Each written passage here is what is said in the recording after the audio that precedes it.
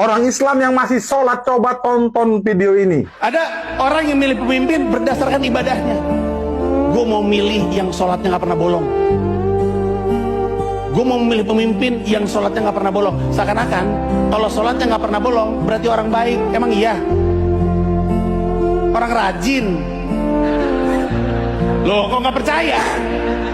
Emang kalau sholatnya gak pernah bolong otomatis baik? Enggak, rajin. Lah emang kalau ada anak gak pernah bolos berarti dia pintar? Gua kenal orang SD, SMP, SMA gak pernah bolos tapi goblok. Gua orangnya bang, gua gak pernah bolos gua guys. Sumpah gua SD, SMP, SMA gak pernah bolos.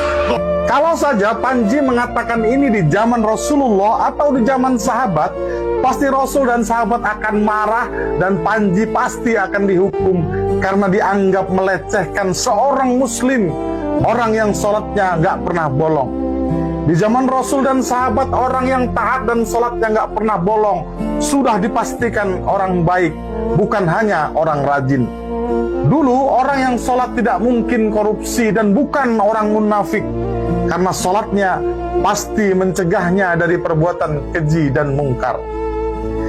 Tapi karena Panji mengatakannya di zaman sekarang, menurut keyakinan saya, kita sebagai orang yang masih sholat harusnya malu. Karena menteri agama yang sholatnya nggak pernah bolong, tapi diduga korupsi kuota haji. Ulama-ulama yang tergabung dalam ormas besar Islam, yang sholatnya pasti juga nggak pernah bolong, tapi ribut saling bermusuhan karena urusan tambang. Tersandra politik balas budi, tak berani bersuara, yang ada hanya kata asal Bapak senang, dan menuduh orang sebagai wahabi lingkungan. Rakyat dan wakilnya yang sholatnya juga nggak pernah bolong, tapi sogok menyogok. Yang satu menyogok karena ingin dipilih, yang satu menerima sogokan karena merasa suaranya setara dengan uang 200.000. Padahal dua-duanya diancam Allah masuk neraka. Menurut keyakinan saya, umat ini harus mulai mengakui bahwa sekarang sholatnya hanya pelepas kewajiban, bukan pencegah perbuatan keji dan kemungkaran.